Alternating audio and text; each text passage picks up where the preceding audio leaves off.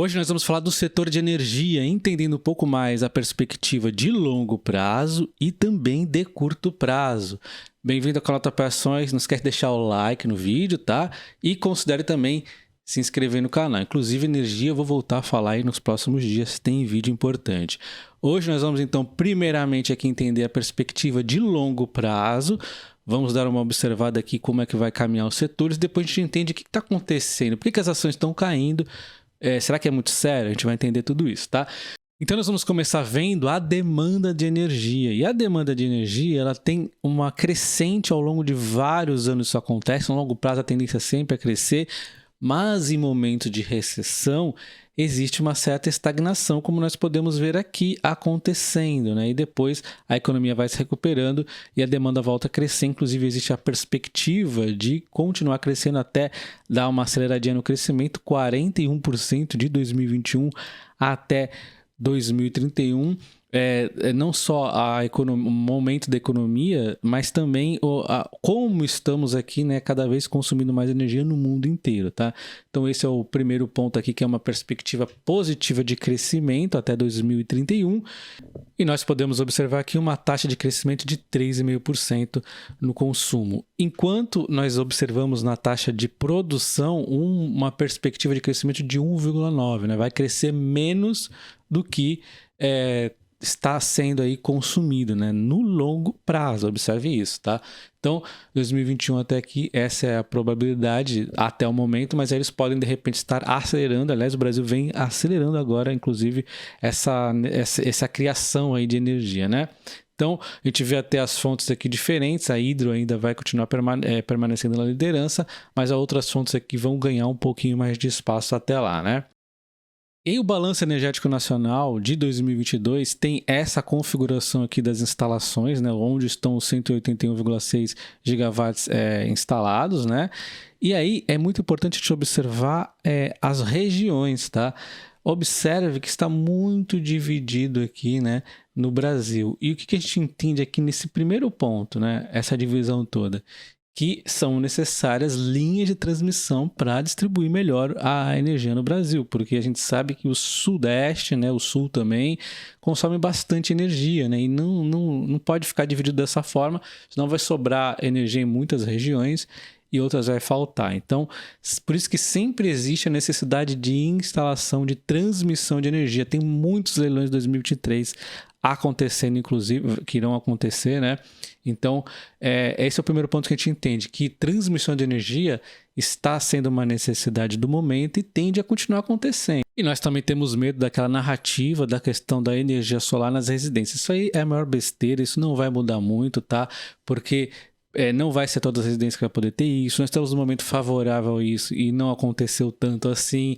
Agora vai começar a cada vez ficar mais difícil. Já tem impostos surgindo. Nós temos toda a questão de, em algum momento, parar de ter tantos benefícios. Eles vão acabar pagando aí também a transmissão e a distribuição. Então tem um cenário aqui um pouco mais tumultuado para esse pessoal. E além disso, nós temos as empresas aí de geração cada vez gerando de forma mais barata também, tá? Então, e por fim, ainda falta dizer, né, que nós temos essa demanda crescente de energia que tende a superar qualquer pequena queda, né?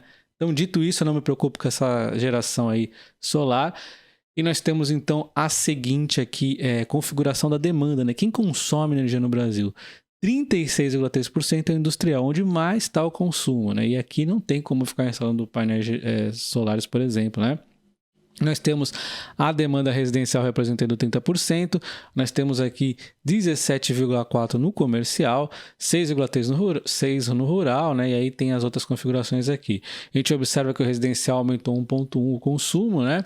O industrial aumentou 8,4%, e aí o industrial também depende muito da economia, né? A economia dá fica ruim, cai o consumo. Então isso aqui a gente tem que ficar atento com a economia também por conta do setor industrial, que é o que mais consome aqui, né? E o que mais vai variar. O comercial também varia bastante conforme a economia, ele aqui é o terceiro, né? E nós temos aqui na sequência o rural, que o Brasil está indo muito bem, a tendência aí até aumentando ao longo dos anos, o poder público também aumentou. E aí nós temos a diminuição do consumo da energia da iluminação pública por conta da mudança da tecnologia, né? Os lugares estão ficando cada vez mais iluminados, mas mesmo assim a tecnologia melhorou muito, né? A LED aí veio fazer bastante mudança, inclusive antes não era a mesma tecnologia que eu usava na residência e lá fora, a gente usava um tipo de incandescente, lá era outro tipo de luz, depois veio a fluorescente aqui na residência, agora LED, e até na iluminação pública a LED parece estar começando a ser cada vez mais usada aí.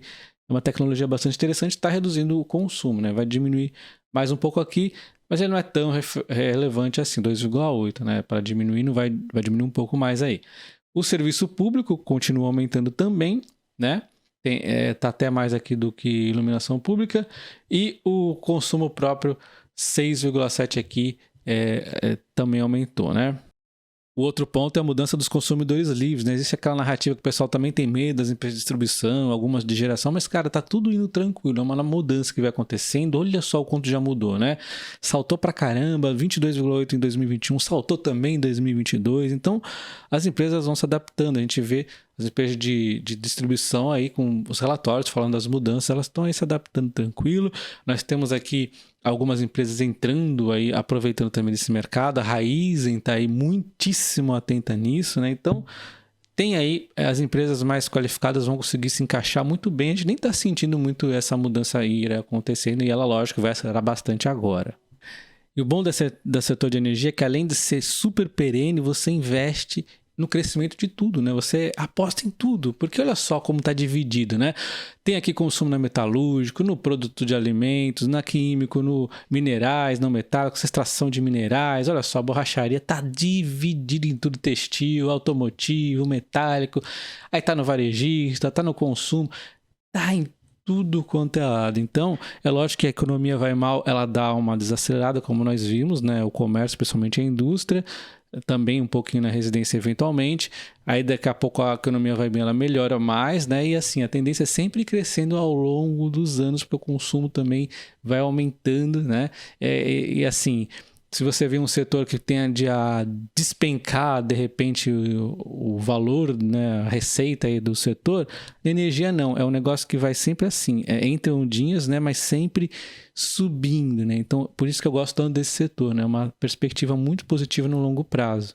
Então agora vamos observar um pouco mais o comportamento do setor de energia de modo geral agora, né? Observando também o petróleo e outras fontes, para a gente entender um pouquinho mais do futuro antes de falar aí do problema, tá?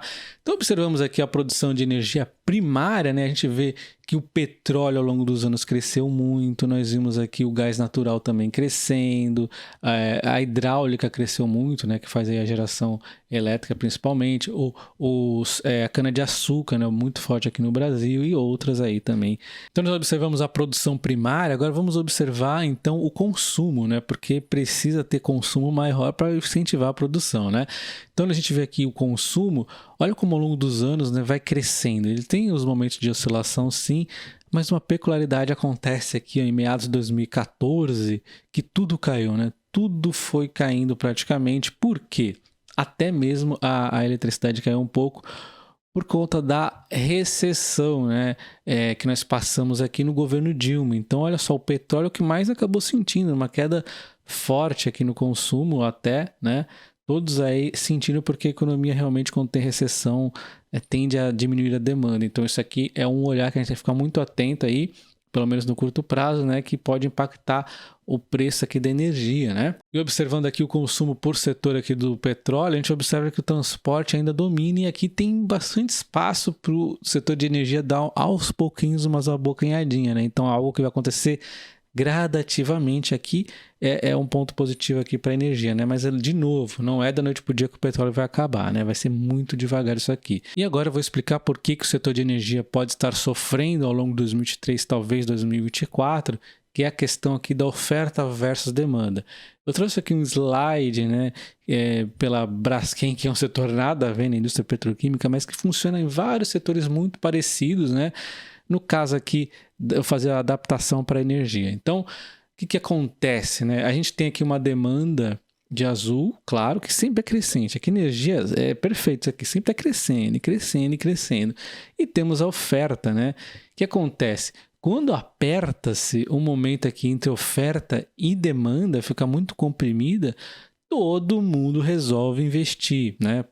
Poxa, isso aqui é a mina de ouro, né? A corrida do ouro aqui. Todo mundo começa a investir E aí acaba crescendo mais a oferta, né, do que a demanda. A gente viu que no longo prazo isso não vai acontecer. A gente viu a tendência, nós vimos os primeiros slides lá, a tendência de oferta não é crescer tanto quanto a demanda, inclusive. Mas, nesse momento, nós temos esse desequilíbrio que vai acontecer. Eu já vou explicar o porquê, tá? Mas vale destacar que as decisões de investimento simultâneas, na maioria dos setores, acontecem por iniciativa das próprias empresas. Aqui não é tanto só das empresas, né? Tem que ter também a parte do governo aí por detrás, né? Nenhuma empresa pode falar, eu vou construir agora uma hidrelétrica aqui gigantesca. Não, o negócio também vai o governo por detrás aí, né? Então é meio que conjunto, mas sim, acaba acontecendo isso, né? O pessoal vê, não, precisamos investir, todo mundo investe. E o que acontece é exatamente isso, o excesso da oferta e depois o pessoal reduz aqui os investimentos para demanda ir alcançando e novamente faz um novo ciclo. Mas é lógico, da energia é muito mais suave, porque é muito mais previsível a demanda de longo prazo, porque tem toda essa questão burocrática também que eu comentei, né? Mas eu vou explicar aqui o que está acontecendo, por que aconteceu esse excesso então. E espero que você já tenha se inscrito ativando o sino para você ser notificado quando eu fizer o vídeo onde eu vou comentar sobre cada uma das empresas em específico e o que eu estou fazendo aí em relação ao setor energético por conta disso aqui, tá? E muitas vezes eu vejo as pessoas perguntando sobre determinada ação para eu fazer um vídeo sobre. Eu acabei de falar alguns dias atrás e a pessoa não foi notificada. Por quê? Porque não ativou a notificação do sininho lá da ativa aí. Então, nós entendemos que cada vez foi incentivado a gerar mais energia, né? E o outro ponto é a questão de uma possível recessão possa reduzir aí o consumo e também não seria tão legal, né? Então, são esses dois pontos. O terceiro é exatamente o fato, né? Que a crise hídrica foi realmente embora. Os reservatórios estão cheios. Estou vendo aqui reservatório de tudo. Onde tem geração, onde não tem, né? Do Brasil inteiro aí. Então, a gente vê que no Brasil a maioria dos reservatórios estão muito cheios. Ou seja, mais energia aí, ó, olha só, entrando, gerando aí quase 100% aí. Então, cara, as energias estão com tudo de energia hidráulica. Nós temos aí novos projetos sendo entregues, né? Então, o mercado começa a precificar um cenário de excesso de energia em 2023 e 2024. Então, isso aí afeta o preço da energia e, com certeza, afeta as empresas de geração. Mas para refletir, na crise hídrica elas sofreram por conta da energia estar... não só por conta da energia estar cara, mas por conta, principalmente, de faltar energia, ela ter que ir comprar, né? Faltou energia dela, ela vendeu mais do que ela acabou produzindo, né? Já aqui, no caso do excesso de energia, ela não vai precisar ir ao mercado comprar, mas a energia diminui o preço, ela vai ter lucros menores. Então, a gente tinha aqui um preço de 2023 precificado a 140, o mercado está começando a precificar em 100, e de repente pode diminuir mais, não sei, vamos ver aí. 29% de queda, a gente já viu acontecendo realmente quedas no preço da energia por conta da crise hídrica, mas parece que o mercado está precificando ainda quedas maiores, né? 2024 de 150 para 130, mais 14% aqui de queda nesse ano, mas já viu que já aumentou em relação a 2023. E aí em 2025 em diante eles estão precificando o preço normal aí de 150, então olha só, não é o fim do mundo, né? Vai ter aqui um impacto maior em 2023, depois de 2024 já ameniza e em 2025 fica normal. Além de tudo isso, nós temos a Eletrobras aí na saída do sistema de cotas e entrando aqui também junto nessa negociata toda aí de energia, digamos assim. Então vai causar mais um tumultinho aí, né? E vai ser ruim para ela que ela tem muita energia para estar vendendo. Então acho que ela é a que mais vai sofrer aí nesse momento, mas também, por outro lado, ela estava cotizada, né? Ela não estava aí com um preço tão legal também, né? E a outra é a SB3, que ela tá com vários projetos aí, né? E ela não tá tão vendida assim, né? Então também, embora a gente vê vários projetos aí já com PPA e tudo mais, mas ela vai ter que correr um pouquinho atrás também. E é por conta disso que ela também vem sofrendo um pouco, né? A gente vê outras empresas mais tranquilas nessa questão, como a Engie, a Aure 3 também tá bem vendida aí, né? A gente vai ter que analisar uma a uma e é por isso que eu vou fazer um próximo vídeo, né? Comentando tudo aí, setor a setor. As empresas de distribuição também tem aí geração, né? Enfim, a gente vai ter que analisar caso a caso, tá? E realmente se tem impacto ou não, como é que tá aí todo esse ponto, tá? Então, deixa o like nesse vídeo e comenta aí se você achou legal, né? Esse tipo de vídeo aqui. Por conceitual de longo prazo, vimos o curto prazo e a gente complementa depois entrando mais a fundo aí nas ações. Um abraço, até o próximo. Valeu!